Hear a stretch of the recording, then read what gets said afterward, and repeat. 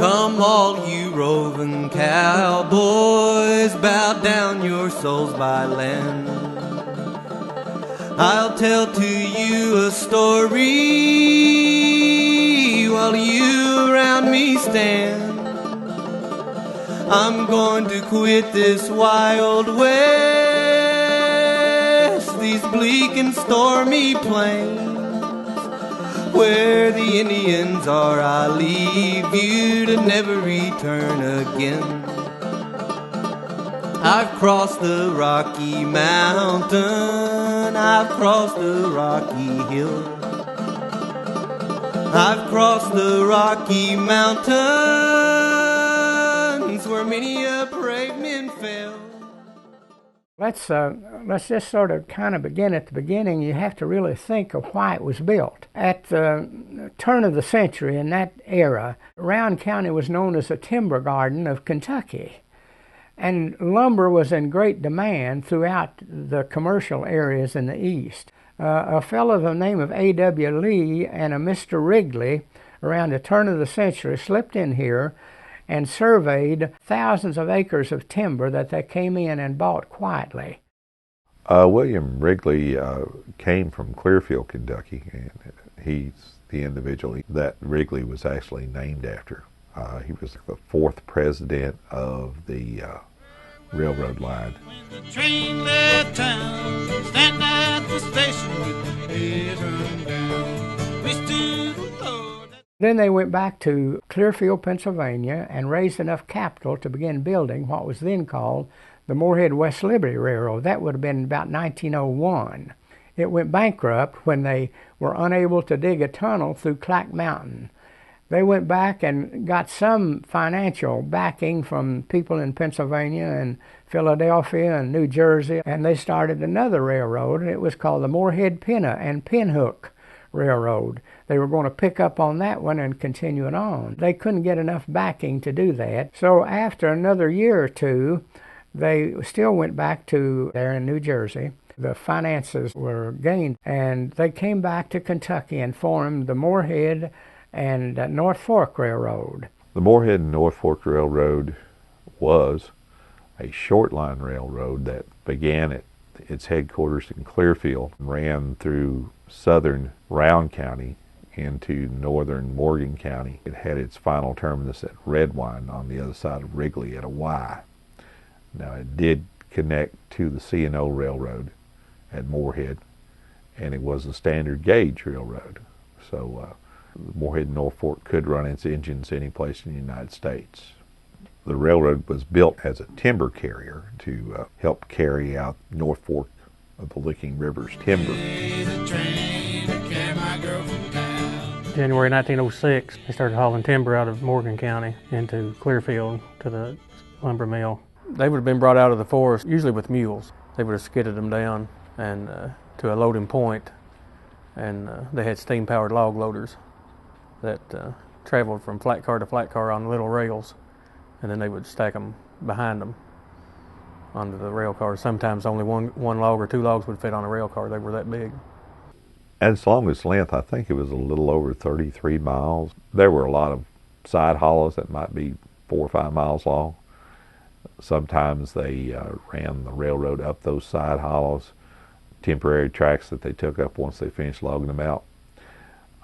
Sometimes they just built splash dams up there, which were temporary structures that dammed up the creek, accumulated the timber behind that until there was enough water where they would dynamite the dam and let the timber wash downstream to some collection point.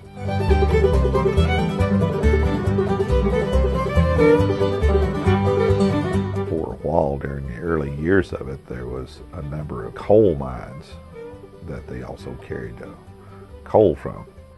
And they opened up little small mines along the way, Lee Cannel Coal Company, Lee Coal Company, Clearfield Cannel Coal Company, and they shipped out maybe 100 tons a month, and all of this dwindled by the early 20s. Well, cannel coal was clean coal because it burned brightly, but it left very little ash, and it was used mainly for home heating. Also, the miners discovered since it could be polished, They did a lot of carving out of it, so there's a lot of figurines made out of that camel coal. It kind of fell out of favor in the 20s because of natural gas and propane came along, which was even cleaner than that and easier to transport. Clearfield, the company that bought the lumber, needed some place to build a mill, and they bought the Bradley homestead over to where Clearfield is now. A lot of those workers lived in company housing, and when they had a meeting to decide what to name the new town, they decided to name it in honor of the company that Clearfield, Pennsylvania, where the Clearfield Lumber Company came from. A fellow by the name of Mr. Snyder came in here, one of the pioneers that we had here, and he had the contract to build the Morehead NorthFork Railroad. The Snyder Construction Company from Washington State, they were the ones that built the tunnels, Clack Mountain Tunnel and Paragon Tunnel. They'd done a lot of the right-of-way work. AWS was the engineering company, but they had some guys around here that done local grading that used mules and blades and graded the right-of-way. Different parts of it were built by different people. Jesse Manier actually started doing the grading before the latest company took over. Along the regular right-of-way, they hired primarily local people. The tunnels a lot of times were put in by black laborers. I know the Clack Mountain Tunnel, which was cut through shale, constantly flaking off. I mean, a 200-pound rock falling on you doesn't improve you any. They hired people that at that time were considered more expendable. A number of them were actually, if they got killed or they died, they were buried in the fill alongside unmarked graves. Lay beside me upon this bed of fur so fair. Let me taste your lips of honey. They had to end up building a total of 4 tunnels, but the biggest one was the Clack Mountain Tunnel. Then they had to build one at Paragon that had another tunnel further on toward about the Morgan County line. They found it was going to be cheaper to dig a tunnel than it was to build a bridge across a stream there, which was North Fork of Licking. Yeah, there was 3 tunnels. Clack Mountain Tunnel, which was around 1,500 feet long. They were all done with hand drills and dynamite. The next one would have been Paragon Tunnel. It was around 500 feet long. It was also hand drill. It required a lot of work. And there was also twin tunnels up near Wrigley at a place called Blair's Mill. And it's a very beautiful spot in Morgan County. And it looks like a natural arch, and a lot of people that's not from here thinks it is a natural arch, but it's not. It was all hand drilled and dynamited for the railroad. They got it all completed. It was finished about 1906, and at one time they had 300 or 400 workers on that. They were paid about, seemed to me like about 40 cents a day, plus they got their food there. But it was quite an engineering task to build those tunnels. Train on the trestle, crows in the sky. My little baby's screaming bye, bye, bye. Goodbye to farmers in Morehead City too. Baby left me for the banjo playing too. Hey, the train will carry my girl from town. Hey, hey, hey,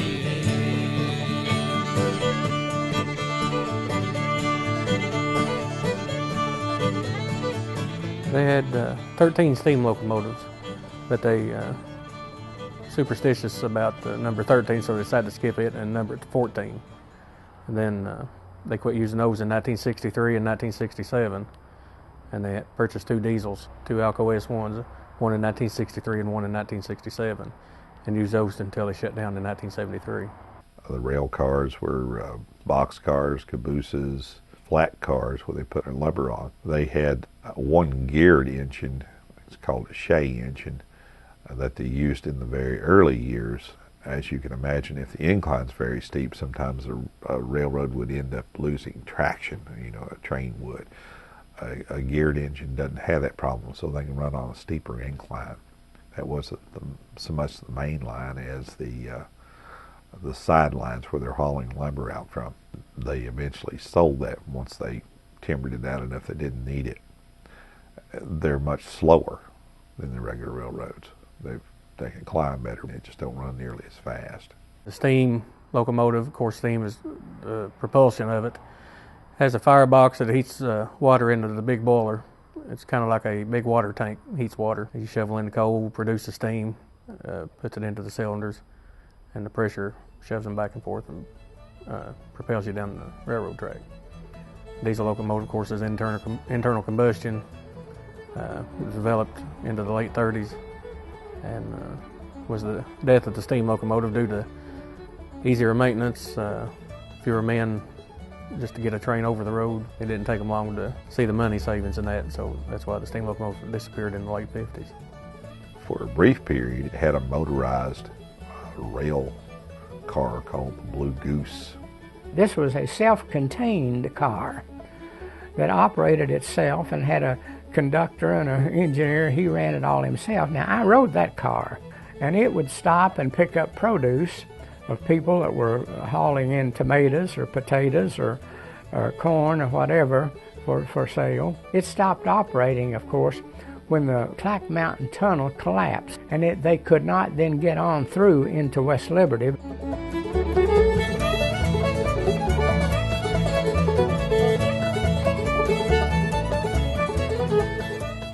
But you would go through the Clack Mountain Tunnel, which was like 1,300 feet long, that continually had shale flaking off, so you never know. Sometimes a train would come through there and there'd be a hole in the top of the boxcar where a big rock had fell through. After that, they would go down Upper Lick Fork through the Poppin Rock Tunnel, or Paragon Tunnel, past Paragon, up the North Fork of the Licking, across Craney Creek, into Wrigley, and then eventually the middle to Redwine.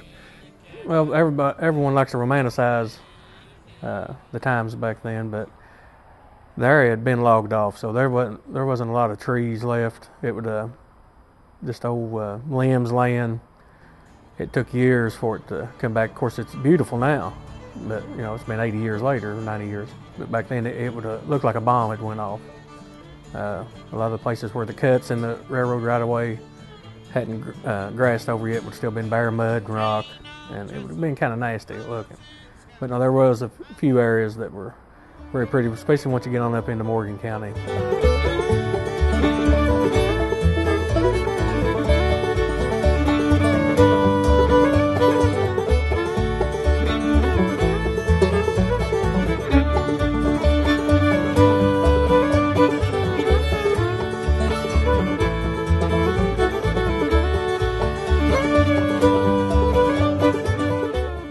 Now, they also had their own private car, and they could hook it up to other, I guess it was a sort of a complimentary thing. If you had your own private car, you could hook it up to the C&O and go wherever you wanted to. They'd pull you wherever you wanted to. So there are a few people around here on their own private car, got to go west. It was pretty plush. If you were the president of one railroad, you would allow someone else to travel for free on your railroad. It was kind of a mutual thing. So if you owned the Morehead NorthFork, you could travel on the C&O or wherever all over the United States.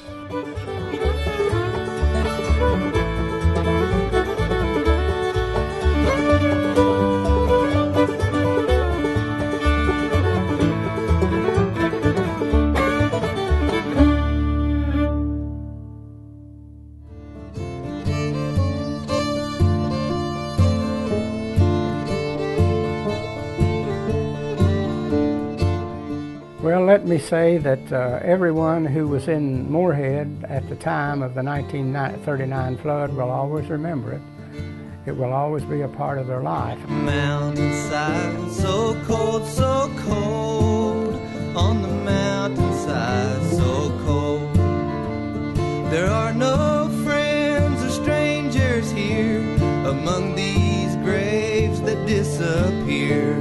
A little more each passing year beneath the rain and snow. This was a terrible freak of nature, and the lightning was flashing unbelievable, just almost like taking a light switch and flipping it on and off and on and off continuously.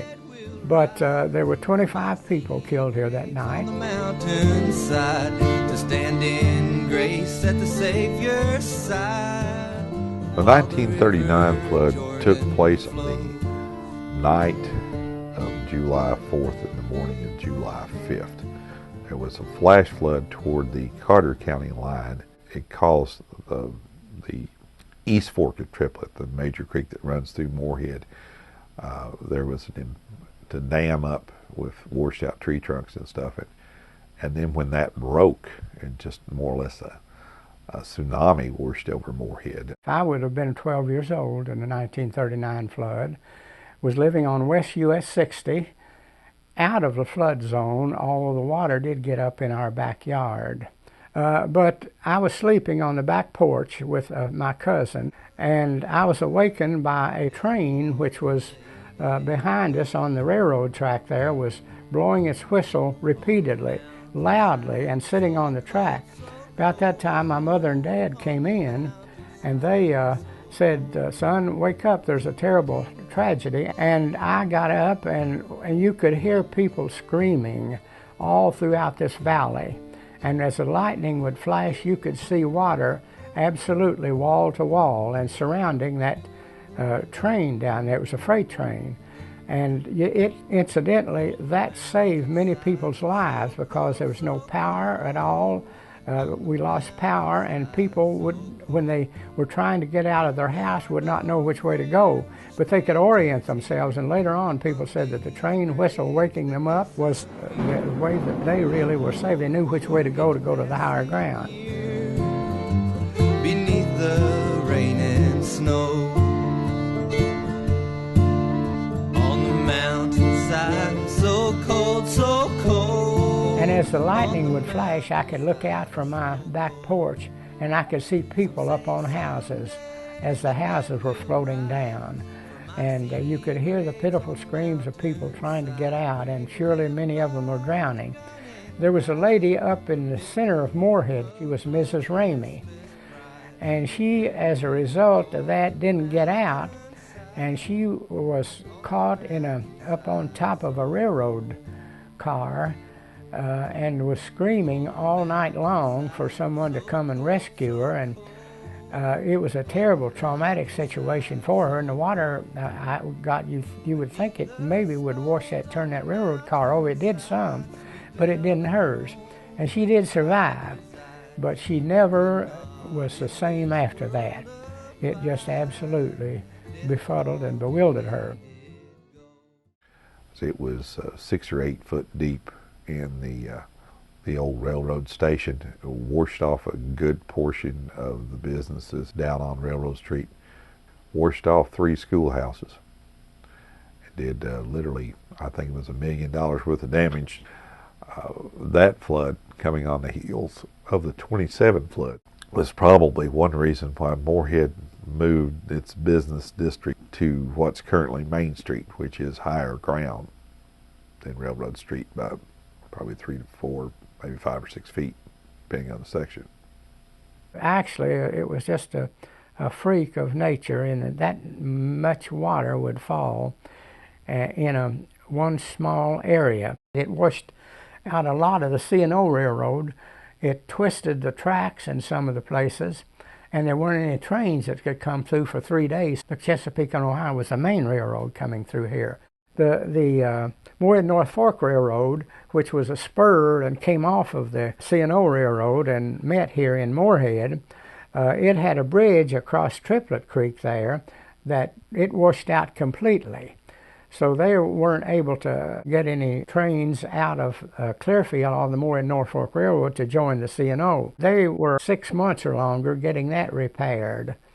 But it did not slow down the actual merchandise and freight that was coming, which would have been timber and which would have been clay coming in, and probably some coal at that time was being brought in through the Morehead NorthFork Railroad. But it only kept it from coming on into to connect with C&O Railroad. But nevertheless, there were 25 people that actually were drowned during that flood. It was the greatest natural disaster, I guess, that this county has ever had, or this city has ever had. mountainside, so cold, on the mountainside, so cold. There are no friends or strangers here among these graves that disappear a little more each passing year beneath the rain and snow. Lee Clay came about after Clearfield Lumber closed up business. They built the railroad, they logged out the lumber. You know, they realized that it was going to be a generation before there was really any more profit to be made for the land. So they had tens of thousands of acres of deforested land. No ready market for it, and they brought in a chemical engineer who discovered fire clay on the property. Fire clay is a type of clay that you can mold and make into different types of tile and pottery. Now, there are many brick plants already in operation over toward Olive Hill, and so it's not any surprise they discovered fire clay. But what they did with it was a little unusual. They started, instead of making bricks, they made different types of tile. They made flue tile to line chimneys. They made drain tile. Many of the older fields were actually drained so they wouldn't be swampy. Made sewer tile. They made big septic tiles that were probably 3 or 4 foot across. They did very well up until the 70s. At that point, between the plastics coming on the market and being lighter and cheaper, the Lee Clay Company needing to retool. I think they were burning coal, and coal took a big spike. They decided to close the plant down. Now, when they closed down Lee Clay, that was the major thing that Morehead NorthFork was hauling. By that time, the Morehead NorthFork crew had dwindled to roughly 5 people. I think the last thing they hauled was something like maybe 6 months or 3 months after Lee Clay closed up. A car full of wood chips.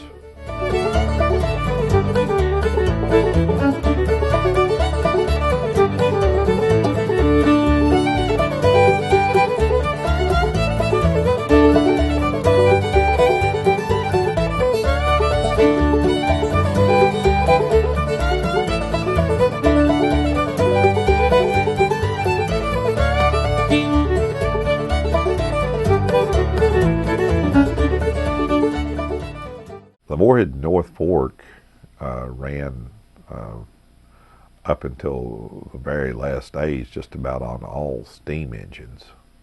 The wooden building that's falling in is the old railroad office. It was constructed in 1905.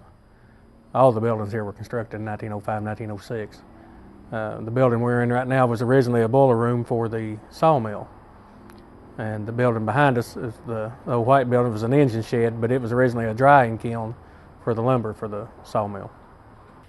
The remnants of the Morehead NorthFork are essentially a sidecar that they used to work on the tracks, and number 12, an old steam engine. You know, there's been some local muttering about restoring that, which I think would be a wonderful thing.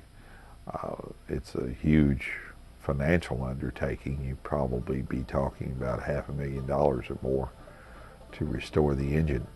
It's just nothing like it once was, and consequently there was no economic viability at that time to continuing the main line, which made this line. It was really the end of it. The day is gone when that's the way things were, but it's a neat part of the history of the area. I wish I could be more specific as to what the future of it is, but I really just don't know. It is real history. It is the real thing. It's not, you know, a made-over Disney type of thing. It has significant historical merit for the local area. Promised me so faithfully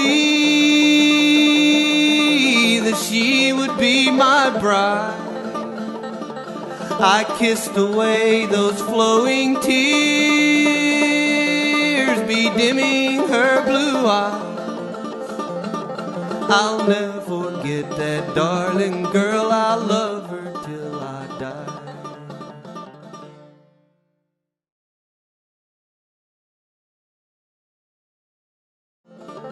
I'm going to quit this wild west, these bleak and stormy plains, where the Indians are. I leave you to never return again. I've crossed the Rocky Mountain, I've crossed the